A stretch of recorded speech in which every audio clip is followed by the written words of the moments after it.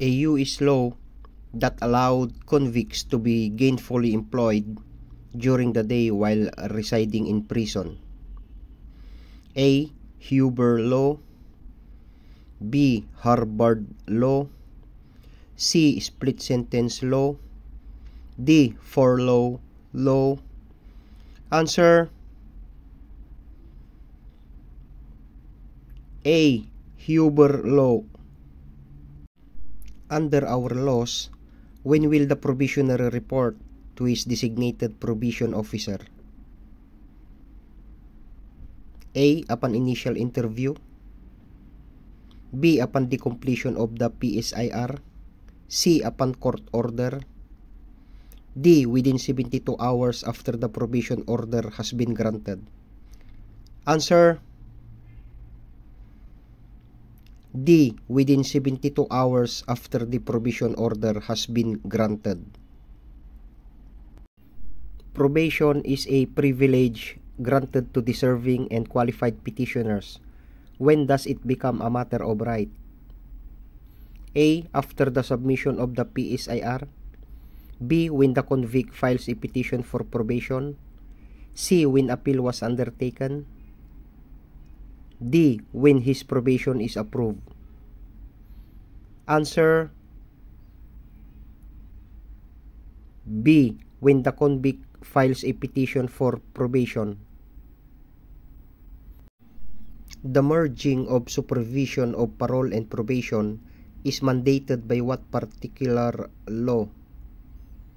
A. Executive Order 392. B. Executive Order 292. C. PD 968. D. RA 4221. Answer B. Executive Order 292. Volunteer probation assistants shall receive a monthly salary equivalent to A. Salary grade 11. B. Salary grade 13. C. Salary grade 15. D. None of these. Answer D. None of these. The period of probation of a defendant sentenced to a term of imprisonment of not more than 1 year shall not exceed A. 1 year. B. 2 years. C. 3 years. D. 6 years. Answer B. 2 years.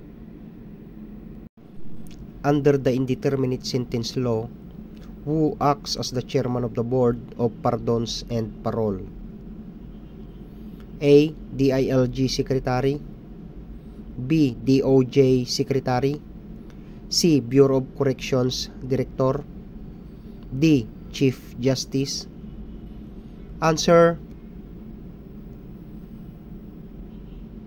B. DOJ Secretary.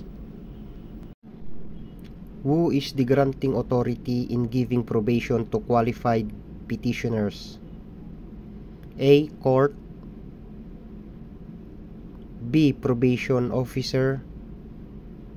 C. President.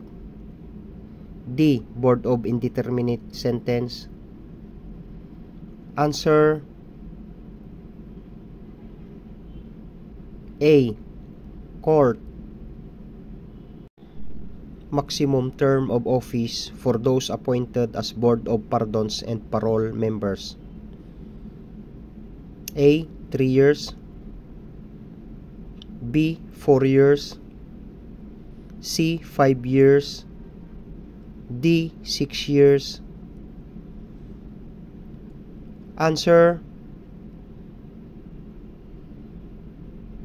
D. 6 years. The Board of Pardons and Parole was created by A. Republic Act No. 4203. B. Act No. 4203. C. Presidential Decree No. 4203. D. none of these. Answer A. Republic Act number 4203.